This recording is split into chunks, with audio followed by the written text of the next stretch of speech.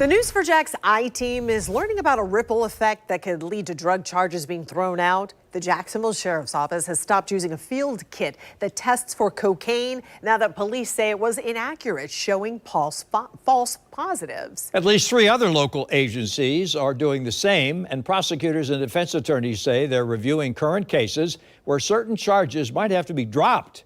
News4JAX I-team investigator Vic Micolucci tells us the company's CEO is standing by his product, insisting it is not faulty.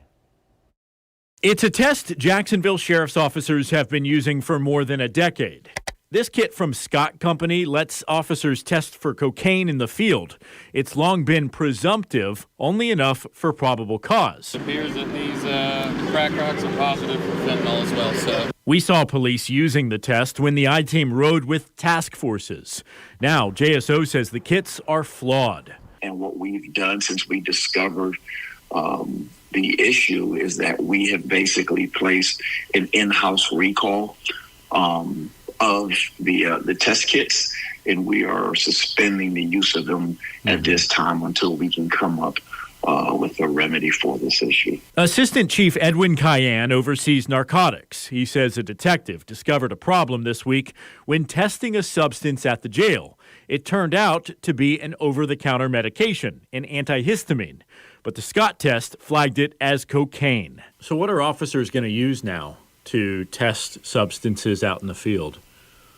Well, currently we are working, with other law enforcement agencies to identify, a different testing kit for other narcotics that these agencies may be using. And in the interim, we do have a true narc test we can utilize.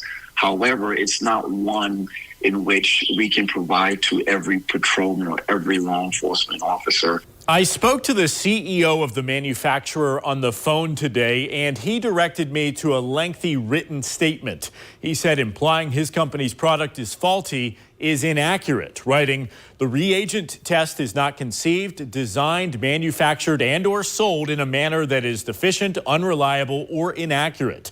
While presumptive testing is extremely reliable, faster, and less expensive than other methods of testing, it is possible, though unlikely, to receive a false positive result under certain conditions when certain substances are introduced into the presumptive test." Regardless, there's a ripple effect. We reached out and confirmed that agencies like Nassau, Clay, and the St. Johns County Sheriff's offices are all reviewing their test kits and procedures out of an abundance of caution.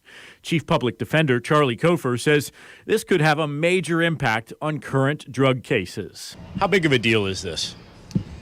It can be a big deal for many individual people. It may not be a big deal for everyone else. We will just have to go through all the cases and review them on a case-by-case basis to see whether this affords them some relief or not.